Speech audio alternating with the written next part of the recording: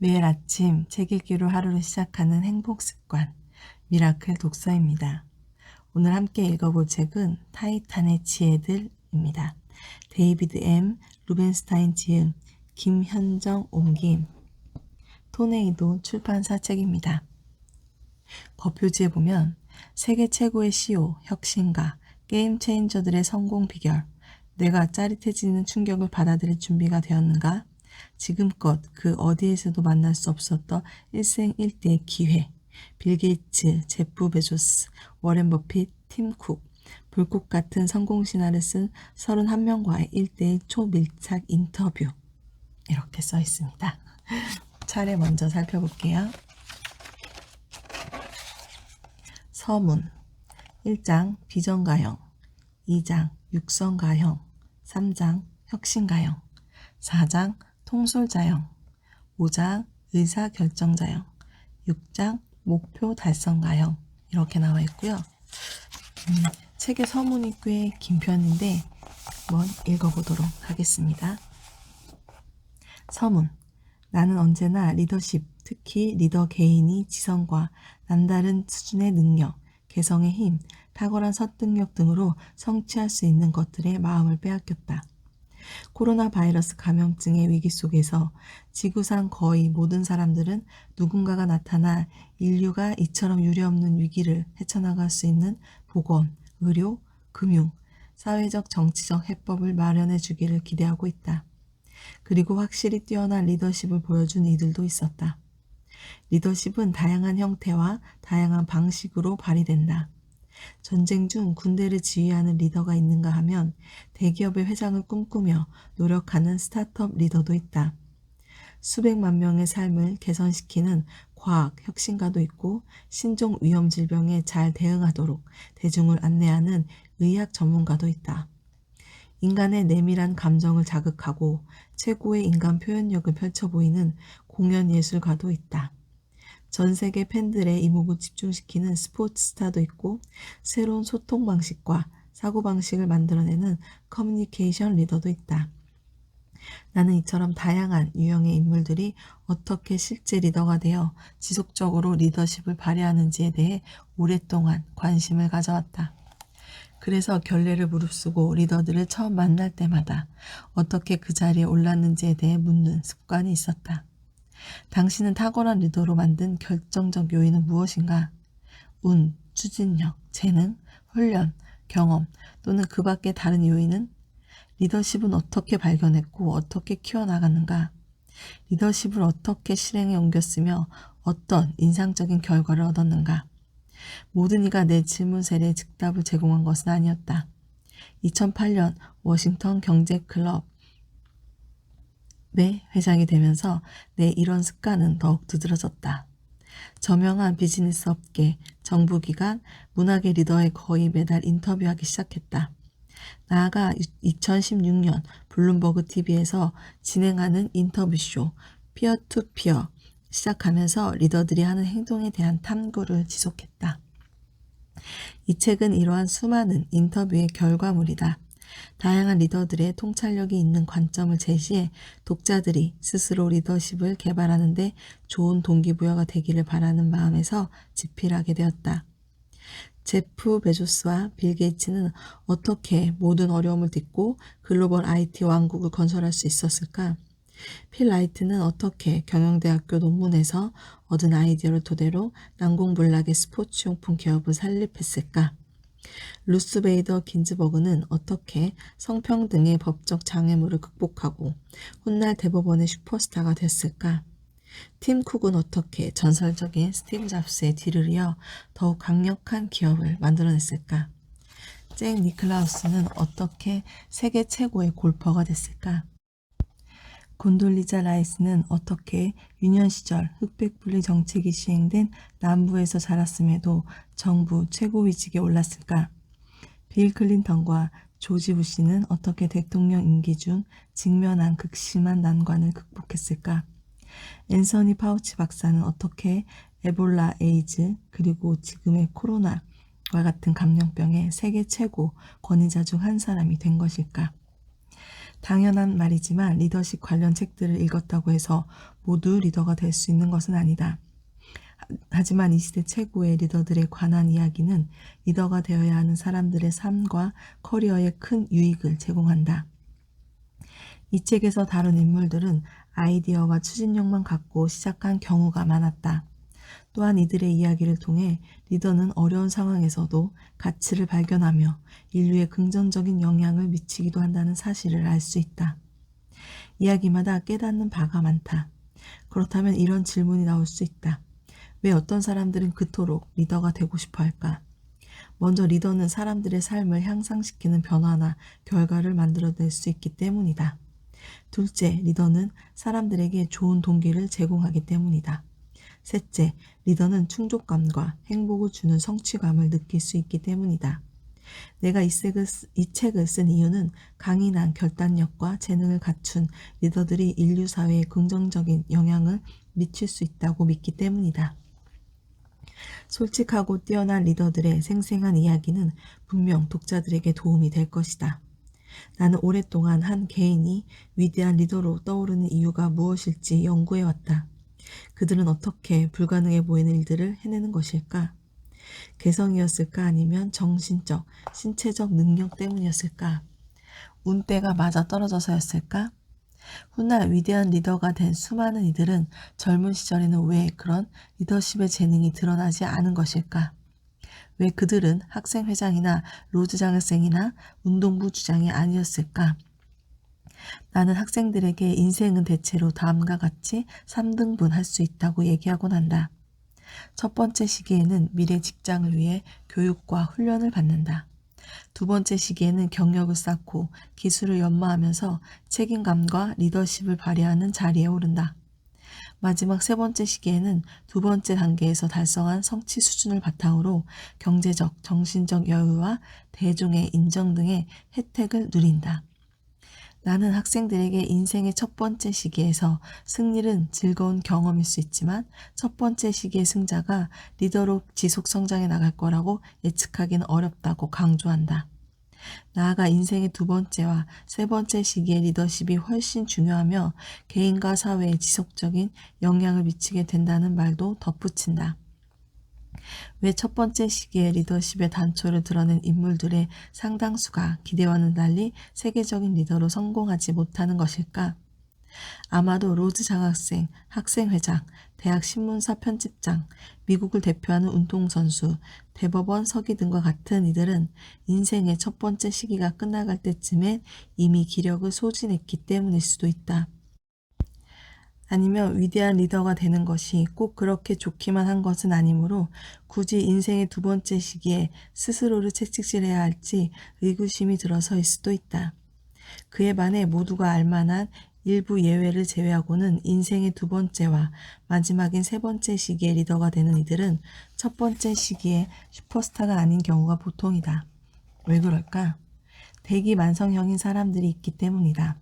젊은 시절 가족간 불화라든가 경제적 지원이 없었다던가 건강 문제를 겪었다거나 교육 기회가 부족했다거나 하는 불리한 상황에 처해 있었을 수도 있다. 아니면 롤모델이나 기회가 없어서 동기나 의욕 또한 없었던 것일 수도 있다. 나의 경우는 다소 흥미롭지만 아주 남다르다고 할 수는 없는 범주에 속할 것이다. 인생의 첫 번째 시기에 진정한 리더가 되고 싶어 했던 것 같고 실제로 노력도 했지만 솔직히 동료들이 당시 중시하던 재능과 능력, 다른 필수적 자질들은 갖추지 못했다. 나중에 나는 뜻밖에도 분에 넘치는 운이 따라주어 내 인생의 두 번째 시기가 끝나갈 무렵에서 세 번째 시기가 시작될 즈음 금융서비스, 자선활동, 비영리 분야의 리더가 되었다. 이처럼 인생 후반에 찾아온 성공은 모두 내 동창들이나 어린 시절 친구들에게는 놀라움으로 다가올 수밖에 없었다. 대부분은 점잖게도 그 말을 입 밖에 내지는 않았지만 유년 시절 나는 꽤 모범생이긴 했다. 하지만 성적이나 전교 석차 등은 측정할 값을 기준으로 한다면 학업 성취도가 유달리 탁월했다고 볼 수는 없었다. 8살 때까지는 나름 운동을 잘했지만 친구들이 덩치와 운동 능력에서 나를 앞지르면서 평범한 수준으로 떨어졌다. 수많은 방과 활동에 참여하면서 볼티모어에서 잘 나가는 청소년 그룹의 일원이 되기도 했지만 그런 상황에서 최고 자리에 오르던 역동적인 리더가 된 적은 한 번도 없었다. 그렇긴 해도 나는 부분 장학금을 받아 듀크 대학교에 진학했고 전액 장학금을 받아 시카고 대학교 로스쿨에 다녔다. 그리고 뉴욕의 유명 로펌 폴 와이스, 리브킨드, 와튼 앤 게리슨에 취직했다. 이곳에 마음이 끌린 이유는 존 F 케네디 대통령의 보좌관이었던 테드 소렌슨 같은 정부 관료 출신의 유명 인사들이 재직하고 있었기 때문이다. 법조계에 첫 발을 내딛는 청년으로서 로펌의 시니어 변호사와 뉴욕 최고의 비즈니스 리더, 그리고 정부 관료들과 일할 기회를 얻었고 당시 계류 중이던 뉴욕시의 파산 업무가 내게 배정이 되었다. 나는 정부 관련 업무가 즐거웠고 공직에 진출하면 더 보람이 있을 것이라 느꼈다. 상대적으로 낮은 보수는 상관없었다. 진짜 관심이 있는 것은 돈이 아니었으니까. 경제적으로 풍족해 본 적은 없었지만 솔직히 돈을 정말 많이 벌어야겠다는 마음도 없었다. 정치와 공공정책이 훨씬 매력적이었다. 뉴욕 로펌에 남았더라면 전문 분야를 개발해 파트너 변호사가 되어 은퇴하기 전까지 40년 넘게 재직했을 수도 있었다.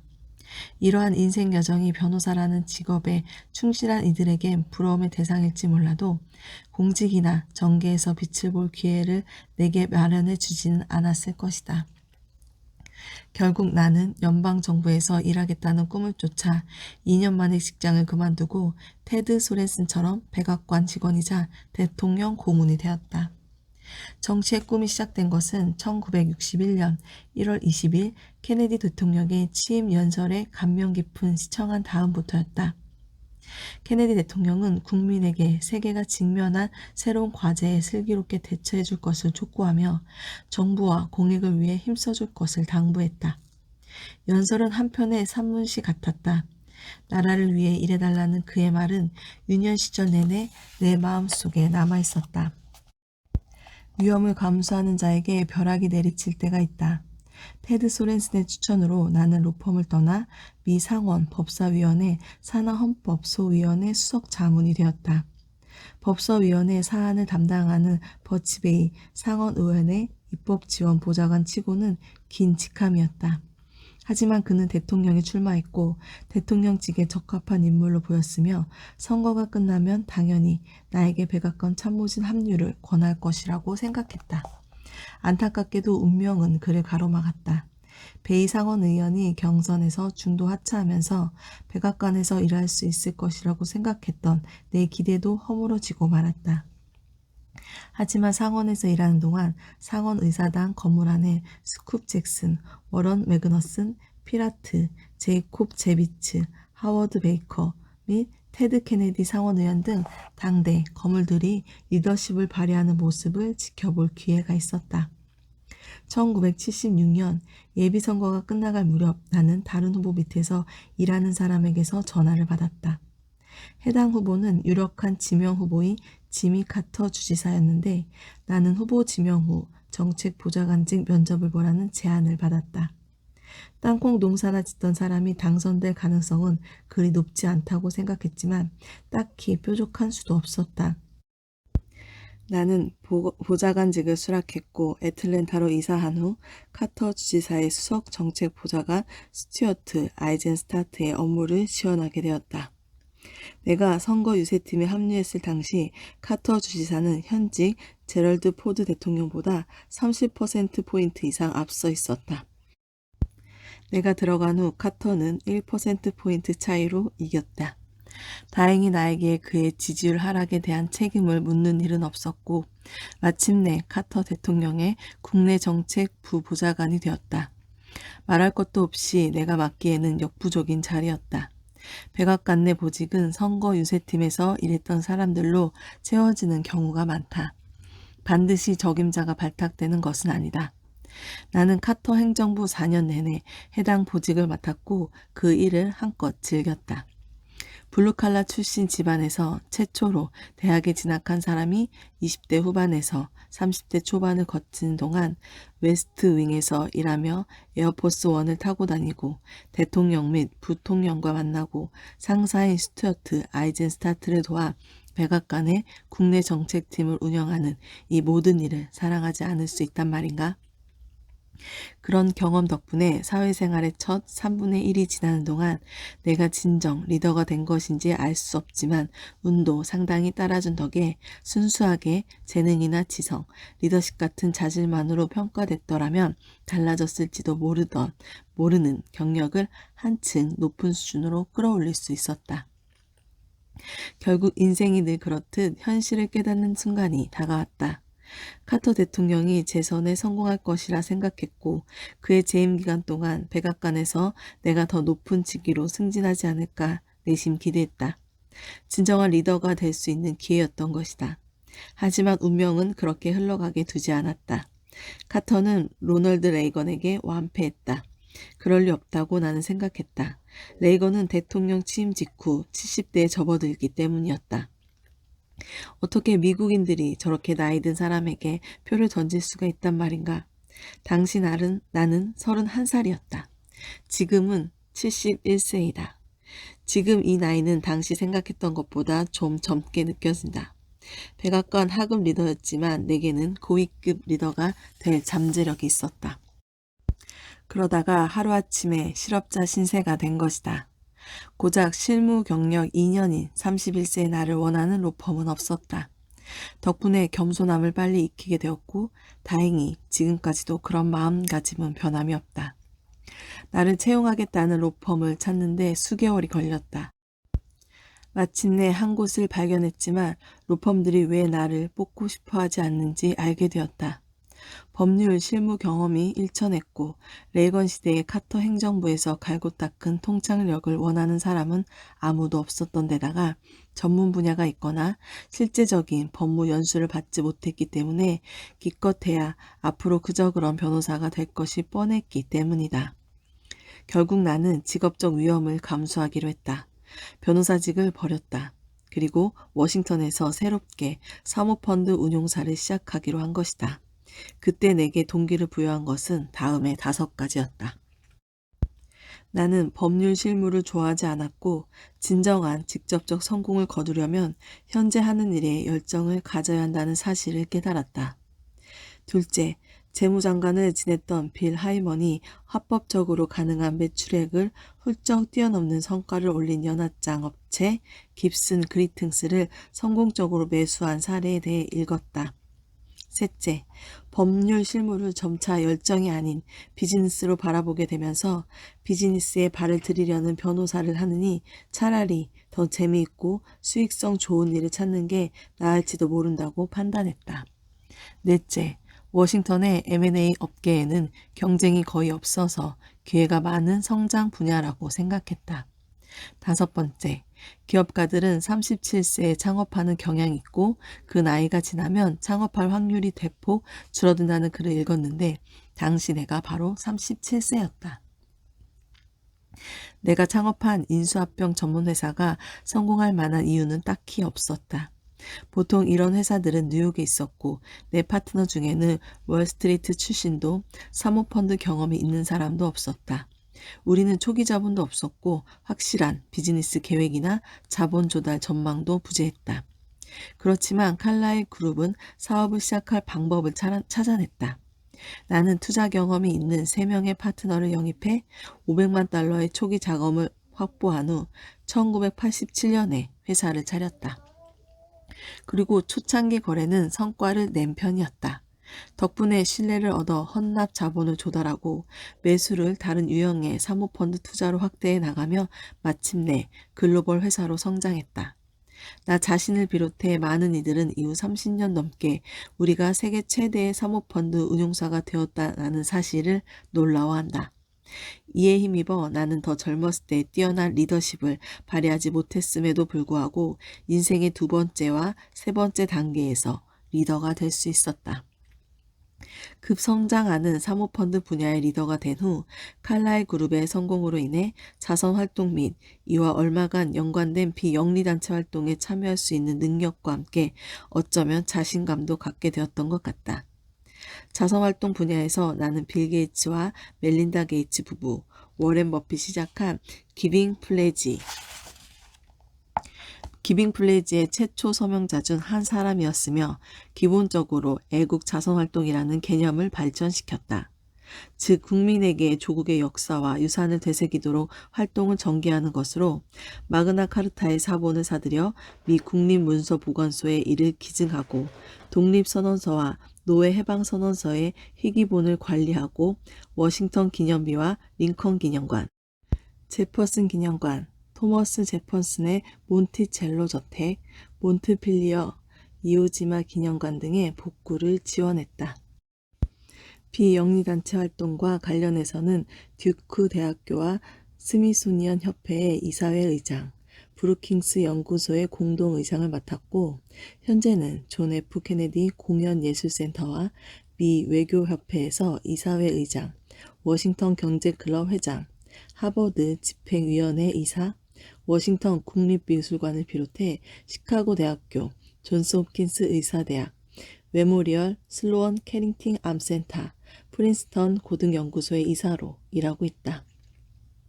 또한 교육에도 관심을 기울여 4개 주요 대학교 이사회에 관여하고 듀크대, 하버드대, 시카고대 및 워싱턴 국립학교와 차터스쿨에서 장학금 프로그램을 만들었다.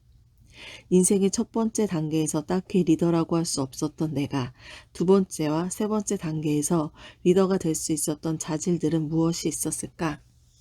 자기 분석에는 늘 위험이 따르며 지나친 자화자찬으로 빠질 위험이 있지만 내가 언급하려는 자질은 내 프로그램에서 인터뷰한 사람들에게 여러 차례 들었던 내용과 같다. 첫 번째, 운. 성공적인 리더들에게는 확실히 운이 따랐던 것으로 보인다. 스튜어트 아이젠스타트와 인터뷰하게 된 것은 우연한 만남이 백악관에서 일하게 되는 인연으로 이어졌기 때문이다. 당시 행정부는 끝이 좋지 못했지만 백악관 내 보직을 거치며 상황 파악 능력과 자신감, 의욕을 갖게 되면서 금융 분야 경력이 전무함에도 사모펀드 운용사를 시작할 수 있었던 듯하다. 게다가 일면식도 없던 빌 코네이와 단 다니엘로를 파트너로 선택할 수 있었던 것도 운이 따랐기 때문이다. 이 둘은 나보다 금융 분야의 경험이 풍부하고 훨씬 신용할 수 있는 사람들이었던 것이다. 우리가 30년 이상 파트너로 지내온 것은 비즈니스 업계에서는 이례적인 일이며 정말 운이 좋은 케이스다. 두 번째, 성공에 대한 열망. 리더는 또한 성공하고자 하는 열망이 있어야 한다. 중요한 것을 성취하고 세계적으로 주목을 받고 다른 이들에게 실제로 이득이 되는 가치 있는 상품과 서비스를 만들려는 의지가 있어야 한다. 나 또한 평범한 사회적 경제적 배경을 가진 수많은 이들과 마찬가지 이유로 그러한 성공에 대한 열망이 있었다. 유년 시절 경험했던 것보다 훨씬 흥미롭고 성취감을 누리는 삶을 살고 싶었던 것이다. 세 번째, 새로운 독창성 추구. 리더란 대개 무언가를 짓거나 창조하거나 하는 사람들이다. 다른 사람들이 아직 가보지 않거나 가려고 하지 않은 길을 가는 사람들이다. 월가에서 일한 경험도 없는 사람들이 모여 워싱턴에서 사모펀드 운용사를 설립한다는 생각은 대다수에게 다소 터무니없는 얘기처럼 들렸을 것이다. 하지만 나중에 매수뿐 아니라 모든 사모펀드 투자 유형을 제공하는 회사를 설립해 전 세계 시장으로 확대해야 한다는 아이디어를 냈을 때 사람들이 보이는 반응에 비하면 사모펀드 운용사 설립 아이디어에 대한 반응은 오히려 우호적인 편이었다. 이 아이디어는 아직 실현되지 못했다. 네 번째, 장시간의 노력. 리더가 되는 지름길은 없다. 맡은 업무에서 실제로 중요한 리더가 되기까지는 오랜 노력이 필요하다. 일주일에 5일, 하루 8시간 일하는 식으로는 필요한 능력을 개발하기란 불가능하다. 나는 항상 나보다 더 뛰어나고 똑똑한 사람들이 존재한다는 생각을 해왔고 그들과 경쟁하는 유일한 방법은 그들보다 더 오래, 더 열심히 일하는 것뿐이라 믿었다. 나의 일 중독자 성향은 직장 생활을 하는 동안 눈에 띄었지만 덕분에 커리어 개발에는 그다지 도움이 되지 않았지만 젊은 세대나 성인들이 흔히 빠져드는 잡다한 유혹과는 거리를 둘 수 있었다고 본다. 이것이 일 중독자가 가진 소소한 장점이다. 하지만 사실 외적인 관심사를 통해 다소 긴장이 풀어진 색다른 경험과 즐거움, 지적인 유희를 누릴 수 있는 경우에는 일중독이 장점이 된다는 것을 알게 됐다. 아인슈타인도 매일 바이올린을 연주하고 여름마다 항해를 즐길 필요가 있다고 생각했던 것처럼 말이다. 5번째, 집중.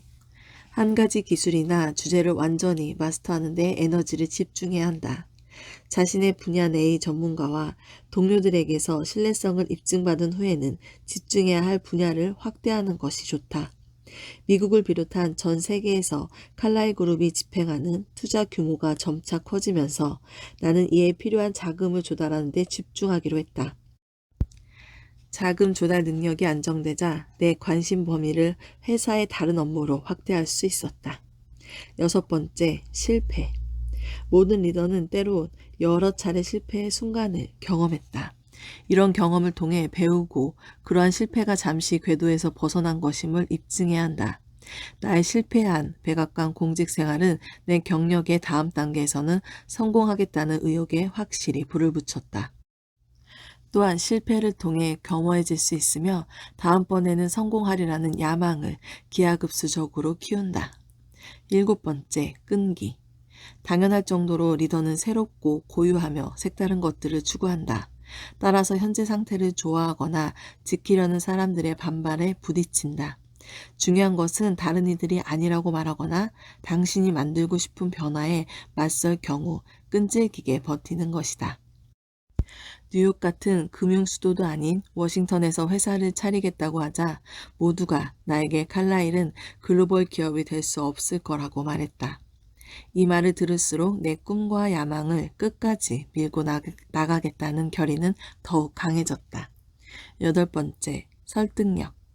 아무도 따르지 않는다면 리더가 되기란 불가능하다. 리더란 다음에 3가지 기본적인 의사소통 방식, 즉 독자에게 영감을 주는 글을 쓰거나 청중에게 동기를 부여하는 말을 하거나 또는 다른 사람들이 모범으로 삼는 행동을 실천하는 방식 중 하나를 수행함으로써 뛰어난 설득력을 발휘할 수 있는 사람이다. 좀 더 구체적으로 말하면 사람들은 어떤 의견이나 행동의 장점과 타당성을 자신에게 잘 납득시키는 사람을 따른다. 앞에서 말한 의사소통의 3가지 방식을 모두 잘하는 리더는 거의 없다. 하지만 나는 사실 지난 몇 년간 수많은 연습과 시행착오를 통해 이를 시도했고 기본적인 글쓰기와 말하기 능력이 향상되었다. 특히 자선활동 분야에서 다른 사람들이 기꺼이 따르기를 바랐던 행동들을 실천할 수 있었다. 9번째, 겸손한 태도. 지위가 높아지면서 점점 태도가 거만해지는 리더들도 있고 운이 따랐다는 것을 인정하고 좀 더 겸손한 태도를 보이는 리더들도 있다. 후자가 훨씬 효과적으로 지지자들의 존경을 받는다. 확실히 세계적인 리더들 중에는 썩 유쾌하지 않은 부류도 있다. 이는 그들을 참을 수 없을 정도의 거만함 때문이기도 하다. 나는 더 유능하고 오래가는 리더들은 자신의 약점과 타고난 운을 인정하는 겸손함을 갖추고 있다고 생각한다. 나 스스로도 늘 겸손한 태도로 살고자 한다. 그것이 내 성격에도 맞을 뿐 아니라 지지자들이 기꺼이 따르도록 하는 보다 효과적인 방식임이 드러났기 때문이다. 10번째, 공로 나누기.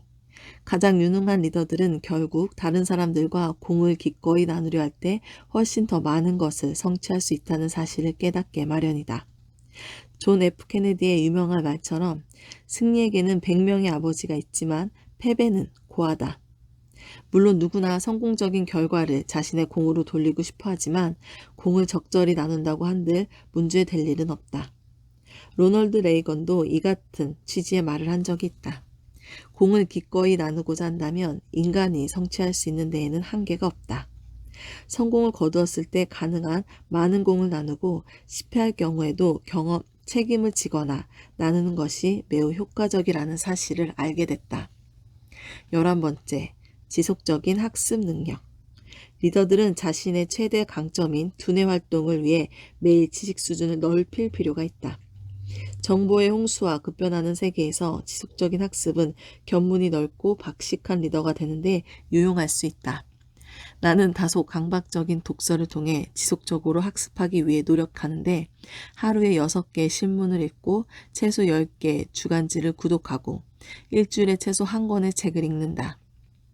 잘 쓴 책만큼 정신을 집중하는 데 좋은 것은 없다.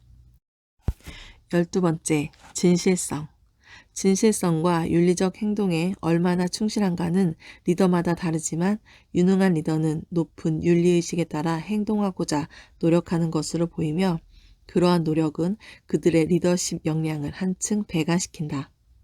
내가 처음 변호사 일을 시작했을 때 폴, 와이스, 리프킨드, 와튼 앤 게리슨의 경영 파트너이자 판사를 지녔던 사이먼 리프킨드는 모든 신입 변호사에게 이렇게 말했다.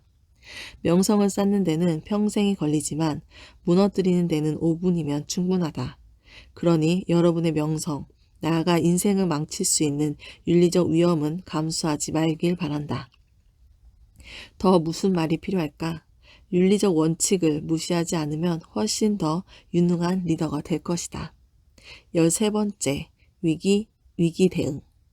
위기 발생 시 가장 필요한 것은 리더라는 사실을 코로나19 팬데믹과 조지 플로이드의 사망으로 촉발된 전국적 시위를 통해 2020년 다시금 깨닫게 되었다. 실존적 위기가 닥칠 때 그 위기에 대응하는 모습을 통해 영원한 리더로 각인될 수 있다. 미 남북정전 중 나라를 결속시킨 링컨이나 나치의 공격에 맞서 싸우도록 국가를 단결시킨 처칠이 좋은 예다.